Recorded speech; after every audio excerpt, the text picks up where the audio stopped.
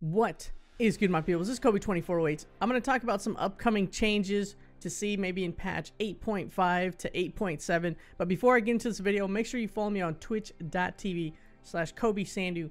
Link in the description below. Make sure you follow me there. Only streaming on Twitch, like I say in every one of my videos. Anyways, let's get right to this video. So, Meddler, he always posts about new changes that are coming up. He's a Riot employee, if you guys didn't already know. You guys should know by now. See, as you can see, he has the little Meddler. That is the Riot. We're on the forum page, by the way. So he has this fist thing that tells everybody he is a Riot employee. Anyway, so first up we have Ahri. Now, Ahri is probably going to receive some changes. She's going to receive some buffs. She feels really weak at the moment, is what they're saying.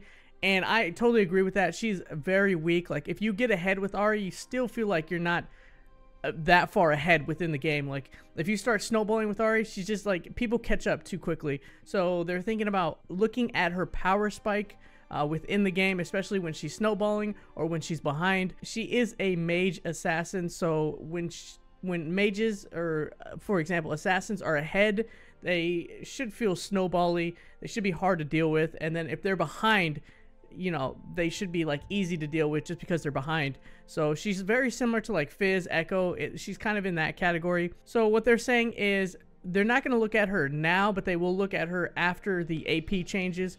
So around 8.5, 8.7. They did nerf Ahri, I believe last season, because her Q damage was like insane. So they're going to revisit her Q. And they did nerf the speed boost as well last season. So they might actually make the speed boost a little bit greater on her Q. When they nerfed her Q, it was on the speed and the true damage on the way back. I think it did way too much damage going out and coming back. And so they nerfed both aspects of the Q, the return damage, the damage that goes out, and the speed. So actually three things they nerfed about the Q. And now they're looking at it again. So it's like, what the hell, right? Get your shit together. So I just feel like Ahri's kind of in a pretty bad spot. I don't ever see her played ever anymore. She just kind of like disappeared. For the Ahri mains, I would be pretty excited just because she might make a comeback. She has a pretty low win rate, I think, within as like mid laner. I think she's under 50%, so that's definitely a fact. She used to be like a staple of this game, Ahri. Like, everybody would play her, everybody loved playing her, but now she's just really weak. Also, they might do something about her W, which is the little orbs that surround her and does damage. It just feels very unsatisfying. It just, yeah, it really is. It doesn't do enough damage. It doesn't wave clear well enough. I believe they nerfed that also, but I don't really remember what they exactly did with the W. But so they might buff the W as well as the Q. So we might see an Ahri comeback here in 8.5, 8.7, which would be cool. So very excited for Ahri to get her buffs that she's well needed for a very long time now. So next up we have Quinn. Now Quinn is probably going to receive a mini rework or even a major rework, actually, just like it says right here down at the last paragraph. So let me just inform you guys in that. We're certainly not opposed to doing some work on Quinn. Unlike Rengar or LeBlanc, for example, though, we don't believe this is the case where the previous version was any better. So what they're saying right there is Rengar's old version is better than what they reworked. And then they reworked his Q. So they're saying the old Rengar was a lot better than what they had done previously. And then the LeBlanc, they're basically going to bring back the old LeBlanc is what they're saying. So they're saying the old Quinn is not even as good as the new Quinn. They're both really bad in terms of like their laning phase, their late game. So overall, they might just like completely overhaul Quinn, which would be cool because early game she's extremely strong, but like late game she just doesn't do anything. And that's what they said in this entire thing here. They're saying her laning phase is very strong, just like it says up here, and then they say she lacks late game in this paragraph right there, and she really does. And her ultimate is fun to use, but once you get to late game where you have to team fight, Quinn has to go to the back line and try to assassinate somebody, and if she can't get to the back line, she's just gonna get destroyed and chain CC'd. And that's what I normally do when I'm playing against a Quinn. Like, I'll tell my team, hey, look, if Quinn dives, we just all turn on Quinn and just blow her up. So they're definitely looking at her kit, which would be so cool.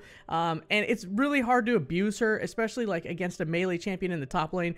She can just outpoke people and just keep pushing waves and stuff. So She's kind of a split push champion at the moment, where you'd build Static Shiv, or if you don't build Static Shiv, you build Dust Blade. So like, she has these weird, crazy builds, and she's just she's kind of tanky, but not really tanky. I've seen a build in Korea where like you'd build one damage item and then the rest tank items, so that way she has some presence in the late game. But so that's what's going on with Quinn. I'm not going to go in depth with it. They just talk about the rest of her kit and how it's not very good.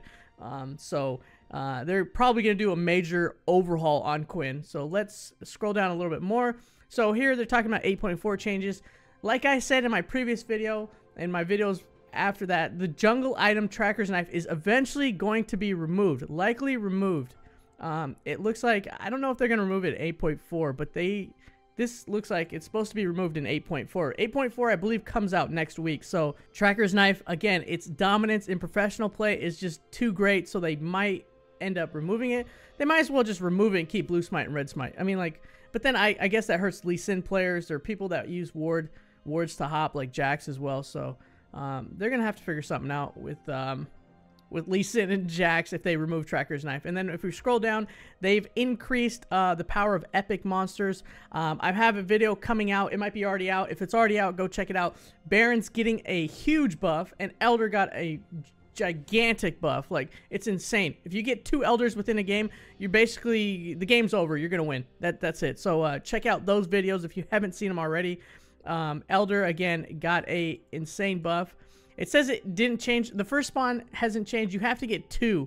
Once you get the second buff, it empowers. It gives you like this insane damage buff. It's crazy. And then they also delayed stopwatch. If you haven't seen my video on the stopwatch, they nerfed it from 6 minutes, but now it transforms in 8 minutes. And exactly what they said here is you don't get your ultimates till around about 5 to 6 minutes, and that's when most of the fighting normally happens. And so stopwatch basically slowed down all that engage at 6 minutes when people would receive their power spikes with their ultimates. So he just straight mentioned is exactly what I said in the video. So because I know this, because when I play Malzahar and I have my ultimate, I'm looking to flash ulti somebody right away. And the stopwatch is up at that time when I have my ultimate. So I can't really, I have to play around the stopwatch, and I have to be a little more cautious on how I use my flash ultis. But I know everybody hates Malzahar. But anyways, so let's see, what else are we looking at? So they're looking at zombie wards. I guess it gives too much vision. Again, it's a professional play thing. And then they're also looking at sustain items like Relic Shield. First of all, if you buff Aftershock and Guardian in the resolve tree for tank supports, of course ADCs are going to do no damage within the lane. So they're looking at early game sustain. I guess it's too hard to do any damage within the laning phase. And if you buff tank items, of course that's going to be an issue. And they're also looking at TP just because of professional play and how like aggressive you can play when TP's up and how aggressive you can't play when TP's down. I think if they do anything with TP, if they buff it or nerf it, the people that are going to excel are the people that have the global ultis like Shen and Galio. They can just like, you know, abuse the fact if they have TP, they can just ulti down to the bot lane, you know, try to get some kills and then TP back to lane. So Shen does the same thing, you know, he uses his ultimate and then TP's back to lane. But I know they nerfed Shen's ultimate by a lot. I mean, like it's on a 2-minute cooldown at level 1, so it's a pretty long cooldown. But that's all I got for you guys for today. Just a little update on what's coming. Can't wait for Quinn and Ahri to get something to their kits. But as always, make sure to subscribe, like, comment, and share. I'm Kobe24. Thank you for watching. And you guys stay awesome, my friends. And I'm out. Peace.